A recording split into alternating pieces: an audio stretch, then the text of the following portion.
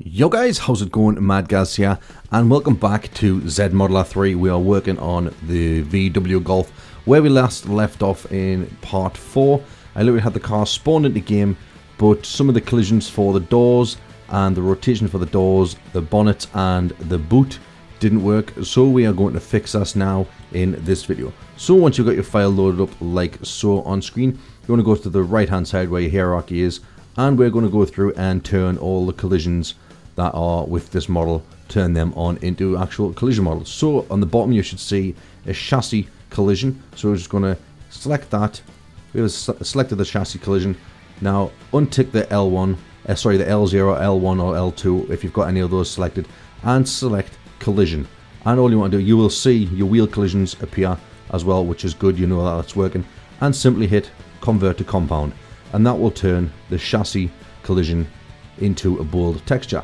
And all you're going to do then is simply work through each different file and other sort of elements in the hierarchy until you see all the collisions. So we're going to go start from the windows, turn them into collision files, just working up to the doors, the next windscreen, yes, the boot. Now the boot has two. The boot has actually a door collision and a window collision. And do the same for the bonnet, and do the same all the way up through the entire hierarchy. Okay, once all the collisions are selected, just untick off the collision box there, so you don't need that anymore. Now when you select the collision, you'll still see everything's working fine. Now we'll put that back into L0 mode so we can see the actual car that we have modded into the game, like so. It looks pretty beastie. Right now what we're going to do, we're going to set all the rotations for the doors, the boot and the bonnet. Right, so for the front side driver door, this will also apply to the rear side driver door as well as if it was a four-door car. All you want to do is click on that, click isolate like I've done there, and you'll see the door does appear.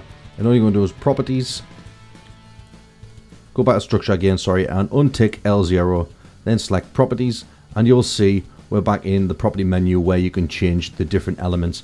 So we're going to turn this into a cylinder. We want this to rotate on the y-axis. It's already rotating on the y-axis. So you'll see if I go back to 3D menu there, you can see we now have a little cylinder. You can change the size of the cylinder, make it a little bit more slender. I usually put mine round about, put it 1 and 9, and that's your cylinder there. It's kind of like a door hinge.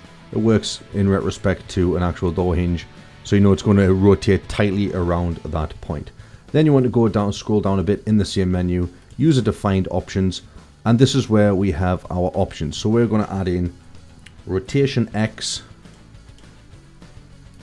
and rotation Z. And then the next one you need is a flag. So you put in flags, add that into the mix. Now you just got to add some values in here. Now I've got some values saved, so I'll edit these values in and show you what they look like. Okay, for the flags, we want it to be flags E. For rotation X, we want 0, 0. For rotation Y, we want 0, 72. For rotation Z, 0, 0. And click OK on that and apply it. Now that is your driver door animation pretty much set up and ready to go. Next, we are going to do the driver side. So with isolated button unticked, we go down to door, P side, passenger side, not driver side, and isolate that. And we should see the same thing again. So we're going to go sphere, cylinder, leave it on the y-axis, yes. Put that down to 1, I think I had, and that one up to 9. And you'll see the cylinder appear on the menu there, which is the passenger door hinge. And once again, we'll go down to user defined options. We're going to add ourselves in a rotation X, rotation Z, and then flags. And once again, we have the flag as E, the rotation X is 0, 0. Now this one, since it's the passenger door, it is going to be minus 72, 0, and the rotation Z will be 0, 0. And simply click OK on that and apply. And that is simply it for the driver and the passenger door of this little model. Now what we want to do is the boot and the bonnet. So once again, click on isolate, click isolate on bonnet, and you'll see it is a sphere again, which would make the thing rotate funny in game. We're going to change that once again into cylinder. But since this rotates on a different axis, we're going to change this to the x-axis, which makes it rotate in the correct manner. You could just leave the cylinder the way the size is on that one if you want. You can change it back to the 1 and 9 like I did with the doors. But for the user-defined options, we're once again going to add in right flags again. For this is just a simple E again. Rotation is going to be 0,72 for the X one and 0,0 for the rest. And that will ensure that it opens 72 degrees on the x-axis, which is we got it set in our view windows over here. So okay that, apply that, and then we're going to head to the boot. Once again, turn that to a cylinder, turn it on its x-axis, apply that, and like I say, you can just leave it. You can see the boot is up here, user defined. Now once again, back through and add all the different rotations, and this is going to rotate on the x-axis, which would be -72,0, and the rest will be 0,0, 0,0, and our flag is once again E. Okay, and apply that. And that is it for the moving parts of this car. We have now got our rotation parts sorted. So we have the bonnet, the two doors, and the boot. There is also a parcel shelf in here that you can add a rotation to if you want, but I'm just going to leave that for the time being. So all we're going to do now is we're going to add in some some pre-made collisions from the original blister from Grand Theft Auto 5. So first off, just save this. We don't lose any work we've done. Yes, save that as the blister we've done. And then we're just going to go to File, New, and you're going to load in the original blister from Grand Theft Auto 5. Now, if you don't have this, I'm sure you can go into Open1V and re-download it as well. Get the blister file, which is, I will show you exactly what it's called. It is the blister YTF file, or the blister high YTF file. One of these. We're just going to use the actual dummy collisions from this to make this car actually not fall through the floor and have some damage scale on it. So I'm just going to select the blister YTF, and you'll see in the game that is the blister from Grand Theft Auto 5. And simply all you're going to do is resave that file. I'm just going to save that as blister backup, save that, and that is done for that part. Now next, go to New once again, and we're just going to open up our original blister Volkswagen Golf that we're working on. You see, that's our Golf there. And simply all you're going to do is go to File, Merge, select your backups file, and select the blister backup file that we just saved, and you're going to merge, and this is where we select the collisions that we need to keep from this.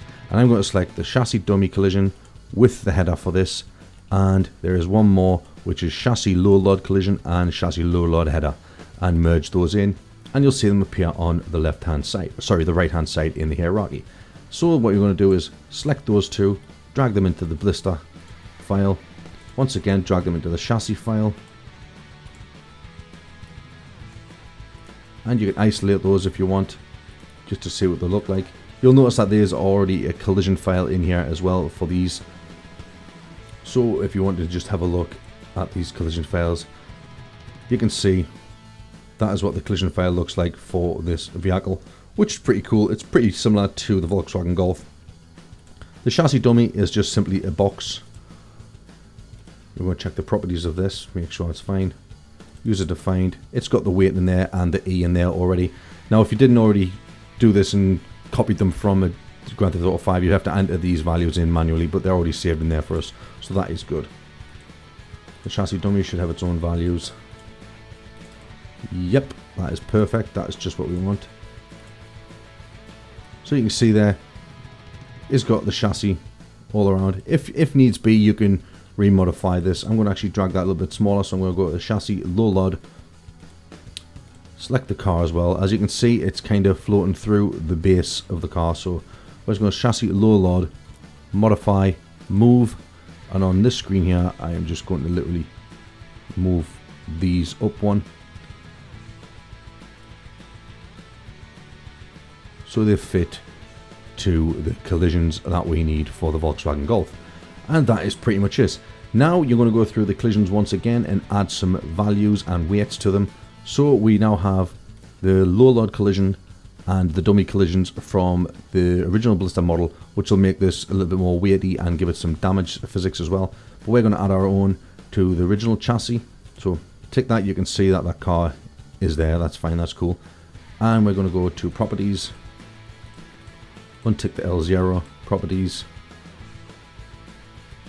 find your collision, isolate that, use a define properties, and you'll see it has got a mass in there already, but we need to add an E value into this. So add an E value in, and the E value is as follows. I'll leave the link with these all in down below in the description, so you can just copy and paste them, and OK that, apply that. That is awesome. Then we're going to scroll through and get our collisions for our wheels, the different weights for those. Now for the wheels, I just put the mass and E, put the mass around 14 and the E value there. Like I say, I'll leave a link in the description down below.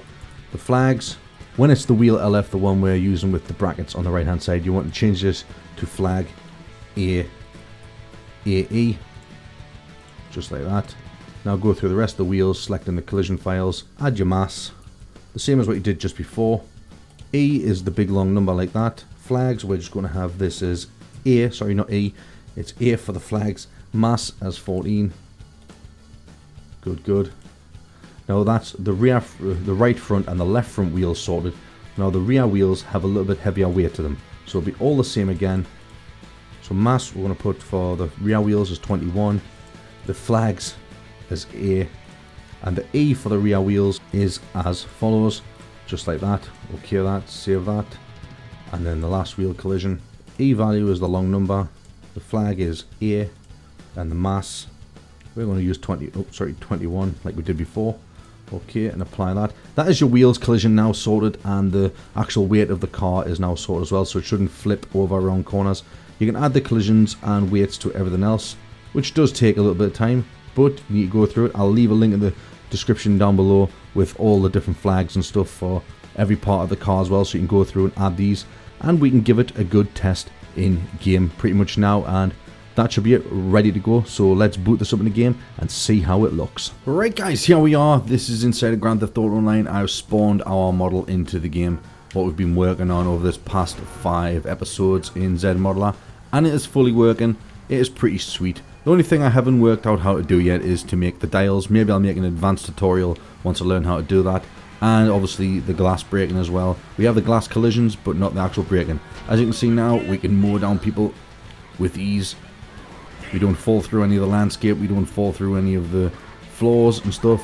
The car doesn't topple over or go around corners. It is pretty boss. I've got God mode on this as well, so it doesn't damage. I'll turn God mode off so you can see the damage, so you know fine well that this thing does break.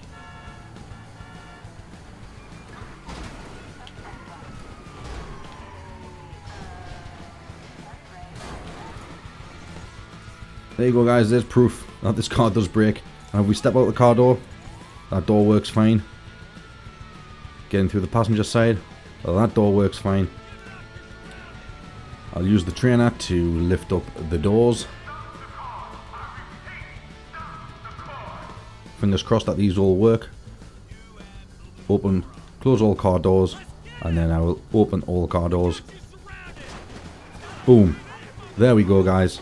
That's the partial shelf in the back that obviously I didn't mod into the game for some reason. It looks cool. You can use that as like a floating spoiler if you want. There we go guys. We have officially modded ourselves in a Volkswagen Golf in Grand Theft Auto Online. 5 simple to follow tutorials for Z Modeler. Hope you've enjoyed it guys. It's been really fun doing this little mini series. Like I say, I may release an advanced one when I work out how to do the glass collisions and the speedometer dials. But until next time guys, always stick a like on this video, comment down below what you think. If you have any problems with this, I'll try and help you out the best I can. If you're new to my channel, please subscribe, and I shall see you guys later.